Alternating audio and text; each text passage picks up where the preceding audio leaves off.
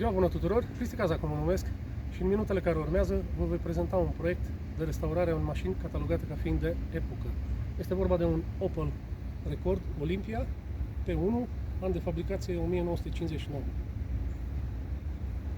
Am cumpărat această mașină în urmă cu 3 săptămâni. Suma ei a fost de 4.000 de euro, în starea în care o vedeți. Mașina, motorul nu funcționează, nu pornește. Această mașină a fost fabricată între anii 1957 și 1960. Avem aici de față modelul în 4 uși, un model care a fost fabricat în doar undeva la maxim 16.000 de exemplare, nu se știe cifra exactă, puțin în comparație cu modelul în 2 uși, care a fost fabricat în peste 800.000 de exemplare. Așadar, este o mașină destul de rară pe străzile din Europa. A fost produsă și pentru americani. E o copie a mașinii americane Chevrolet Bel Air. Mașina a fost fabricată în 1959. Asta este starea ei actuală, astăzi. E o mașină cu o instalație de 6 V. Nu are 12 V mașina aceasta. Cum am spus, e modelul în 4 uși. Mașina urmează a fi restaurată.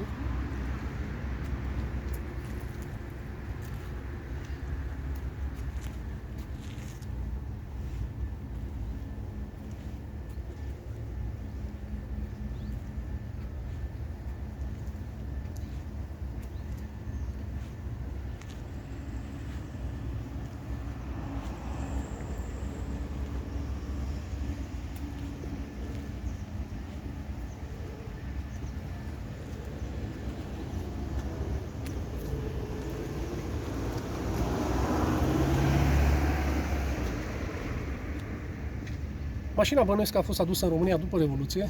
Ea a fost înmatriculată în 1991 în România și a fost radiată în 2009. Deci de cel puțin 12 ani mașina e oprită, nu a circulat pe străzile din România. De la fostul proprietar știu că el a achiziționat-o, mi-a spus, în urmă cu 14 ani. Mașina nu a mers, totuși a fost păstrată în condiții bune într-un garaj uscat.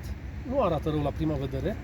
Evident, starea ei se va vedea după ce voi demonta tot de pe ea, atunci se va vedea starea reală a ruginii. Are niște pete de rugină, de caroserie.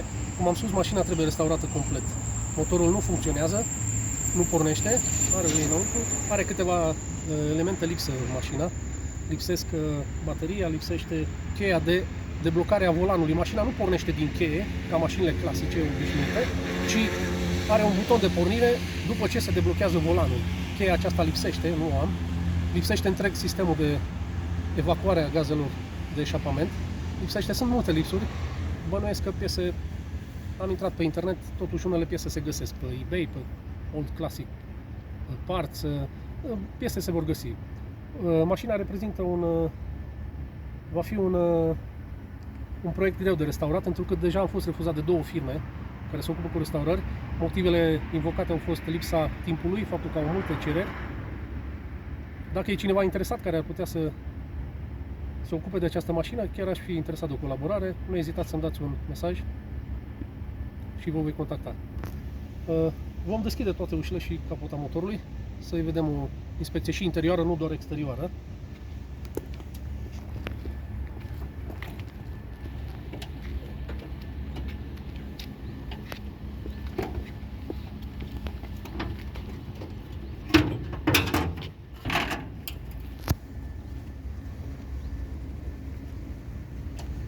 Cum am spus, lipsește bateria mașinii.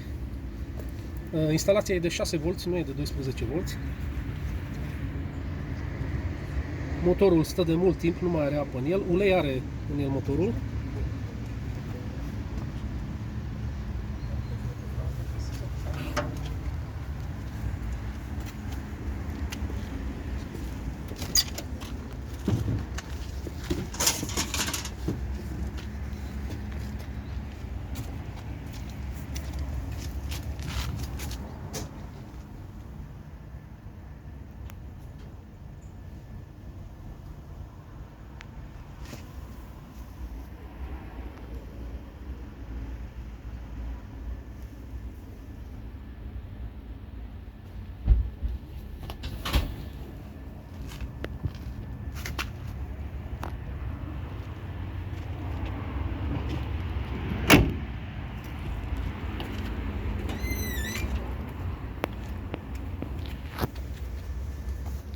Cum vedeți aici, există cricul original al mașinii. Foarte interesant cricul.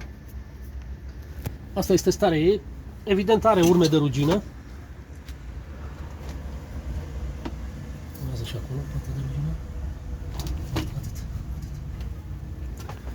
Are pete de rugină, ținând cont totuși de vârsta ei, care are 62 de ani mașina. Mașina totuși se prezintă bine, nu arată chiar așa de rău.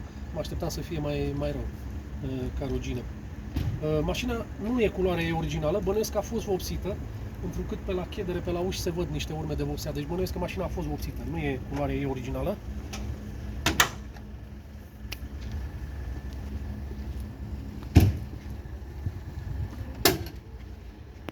Are nevoie de un mecanic bun, de un electrician foarte bun. Interiorul trebuie schimbat complet, chiar dacă este cel original, se prezintă într-o stare totuși degradată. Avem rupturi, e îmbătrânit de vreme, deci mașina trebuie recondiționată total.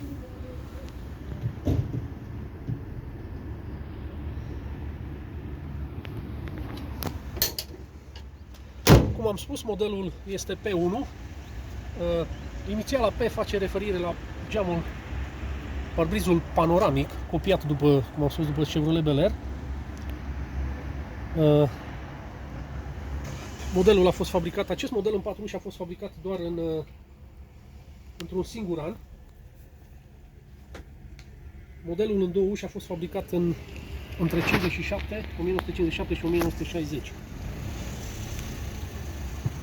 Are tracțiune pe spate mașina, un motor de 1700 de centimetri cub. Această mașină a fost făcută în 3 modele de motoare, 1200 cm cub, 1500 și 1700. Această mașină are un motor de 1700 cm cub pe ea.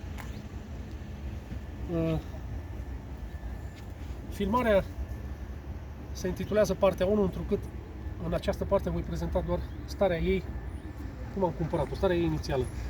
Partea a doua va cuprinde restaurarea ei completă. Sper să anul viitor să reușesc să o restaurez. E un proiect de lungă durată. Aceste mașini clasice nu se restaurează într-un timp foarte scurt, necesită foarte mult timp. Căutarea pieselor va fi o provocare. Cum am spus. Așadar, urați-mi succes!